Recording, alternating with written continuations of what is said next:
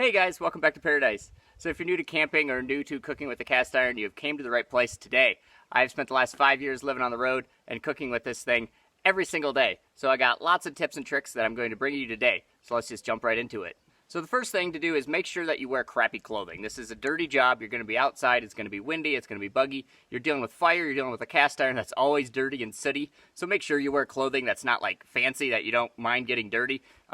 Black pants usually work out well. They're going to get dirty anyways. So, and just make sure you don't wear like hiking pants or anything like that. Those things are so thin. Any like windbreaker or anything like that, because if an ember comes up to you, it will burn a hole in it instantly. The first thing you're going to actually have to think about is where you want the fire pit, the location of it. Most places you go to that you're boondocking in probably aren't going to have a fire pit, so you kind of have to find your own rocks and build it yourself. So you want to kind of figure out where you're going to want it at.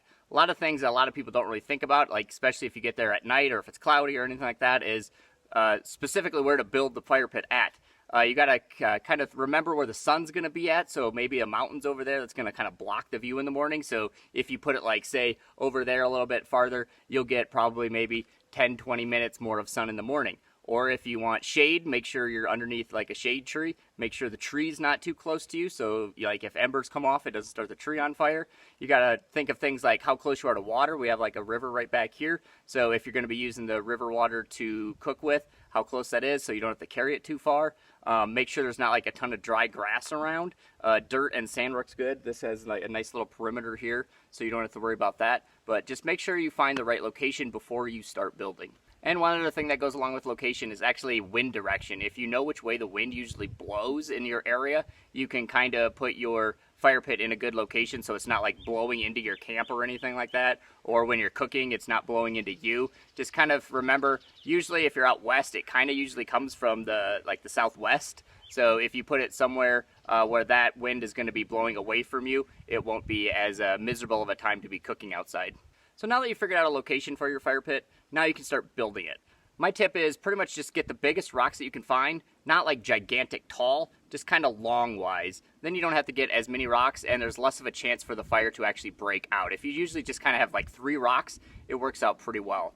And what you're going to want to do is pretty much try to only go one rock high. You don't need to go multiple layers because then it gets unstable, it gets not level. It's not good because these cast irons are heavy. So just try to go with one level high. And you also don't want to go more than about bigger than the cast iron. You don't want to make it gigantic. You don't need the whole fire pit to be wider than the cast iron itself. Pretty much you're just going to want to make it about the size of the cast iron. So now when you're collecting the rocks, make sure you always collect more rocks than you need because you never know what you're going to need them for. Sometimes I like to place them like this. I place them around the top here just to keep some of the wind and keep some of the more of the flames inside the pretty much the fireplace. So always get more rocks than you need. And also if you get always get another single rock, just kind of a small one like this, and you can put it off to the side so then when you take the lid off, you can actually sit the lid on that because if you've cooked with cast iron before, if you sit that on the ground, it's going to get dirt and stuff along the inside rim, and that's never good because it's going to go inside with your food. So now in the process of building your fire pit, always leave one side open. If you leave that one side open, then you can feed your sticks in that way. Just always make sure to keep like at least 2 rocks by so that'll kind of close. It'll kind of be like your door when you're done with it. You can close it off so then no embers come out. But just make sure you, again, pay attention to the wind because you don't want the wind to be coming from like the back of it through the door. You want the wind kind of be blowing in through the door. It'll keep the fire going better for you. All right, now that you got your fire pit all built, now you can go start collecting some wood. You're going to want to collect more wood than you think you're going to need again because it's not fun to be in the middle of cooking something and then realize you need more wood and then have to run out and get it before that fire goes out. So make sure you collect a lot. Try to get smaller pieces. You don't want logs. Logs aren't good for cooking. Logs are more good for sitting around the fire if you want to keep heat. The little ones are going to be better, and then again, you don't have to like cut anything down. There's tons of debris usually around that you can pick up. So just get that stuff, and what you're going to want to do is pretty much break them into 2 piles. Once you get a bunch of sticks, usually if they're longer, you can break them down. So you're going to want to break them down into sizes that are about the length of the fire pit or the width of the fire pit. You don't need them to be longer because therefore it's going to stick out and that heat is just going to dissipate and not go to anything. It's not going to cook any of the food.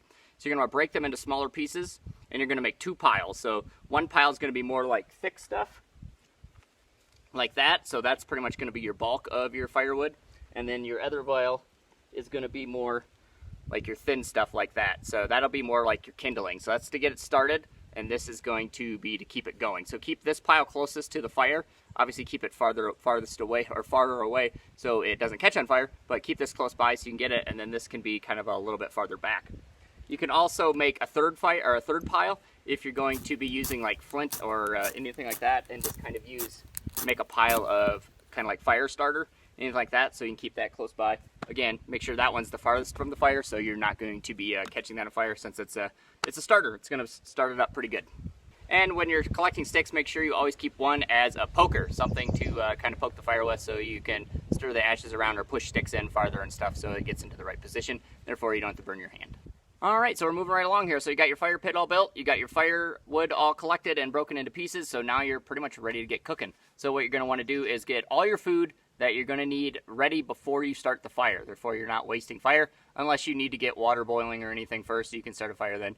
But most of the time, you can just get your food ready, make sure you have your seasonings, everything sitting out ready to go. So then at that point, then you can start your fire and you can start putting stuff into the cast iron. And one little tip I like to do is I use kind of just a glove, a work glove, a leather one for my pot holder. I always just like to keep it on top here, and it usually stays pretty well actually, unless it's crazy windy. But therefore, you never try to take the lid off the cast iron when it's hot, because it's definitely going to burn your hand. So just leave it up there just in case. I haven't done it yet, but it's very good a tactic just to leave it up there so you don't burn your hand. Okay, so now we're on to actually cooking the food. So once the food's in there, you're going to start the fire up. And some little side tips on this is pretty much, if the wind's blowing, make sure to watch the wind. If the flames are kind of blowing out of the fire pit on one direction, make sure you kind of scoot the fire over to the other side, so when it blows, it's actually still blowing onto the cast iron. Therefore, it's not, again, all dissipating out and that heat's going to nothing. So just kind of, you might have to push the fire over to one side or the other just to compensate for the wind blowing. Therefore, you're getting the most heat out of it. So now that your food's cooking, make sure to cook your food in the right order. There's always kind of an order that you need to cook in, especially if you only have one pot. So say like you're making maybe like a meat and potato kind of meal, like a steak and potatoes, or you want mashed potatoes with it. So you can't cook them both at the same time. So which way do you want to do it? So the way we do it is, say you have some steak or something, or pork chops or whatever you're cooking, cook that first. Put some water in the cast iron, bring that up to a boil, and get the meat thoroughly cooked.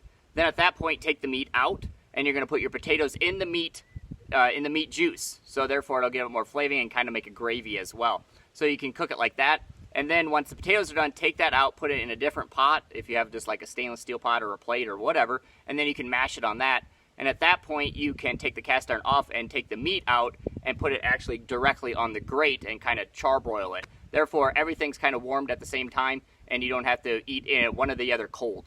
Then there's also things like eggs. Most of the times, eggs don't even really need to be like crazy hot fire in order to cook them. So usually if we make like egg sandwiches in the morning, I'll start the fire, I'll crack 2 eggs in it, and then let them cook, and then pretty much let the fire go. I won't put any more wood on it, and then I'll flip the eggs over, and then you can put cheese or whatever else you want on it, and then take the cast iron completely off the fire, set it off to the side, and then you can toast your bread while the eggs are actually still cooking in the cast iron. So it's a good way to save wood again. You don't have to keep the fire stoked the whole time, and it's actually really good to make toast on when the fire is actually out, because then it's just kind of like toasting it instead of like burning it with the fire. And just one more little tip is actually just sometimes you can tilt the cast iron. If you put like a rock under the back end, it will tilt it forward, so you might actually be able to cook 2 things at once. If you say want to make like tomato soup and grilled cheese or something like that, the soup will be down at the bottom and that'll be cooking. And if you can get your grilled cheese to stay up at the top, it won't get soaked in the tomato sauce or tomato soup, and it can stay up top, and then you can flip it and grill it at the top. So that actually works out pretty well too. And then along with the tilting, it actually makes it easier to get, like, say, the tomato soup out. You could tilt it to one side, and then you can use a ladle to scoop it out instead of trying to do it while it's flat.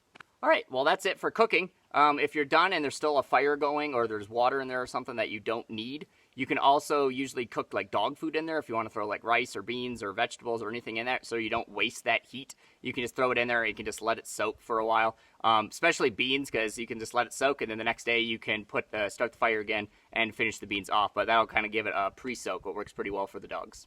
All right, and now that you're done cooking, just make sure you put your fire out completely. If you have water, make sure to put water on it and stir it up. Otherwise, at least make sure to put some dirt on top of it and kind of bury it with some rocks and stuff like that.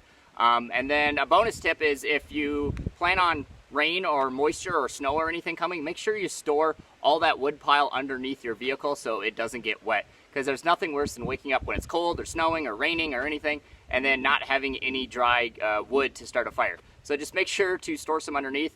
I usually try to store some underneath no matter what, just in case a random rainstorm comes, but that's a good tip to just try to keep your food dry, and then you can still cook on fire even if it's raining out.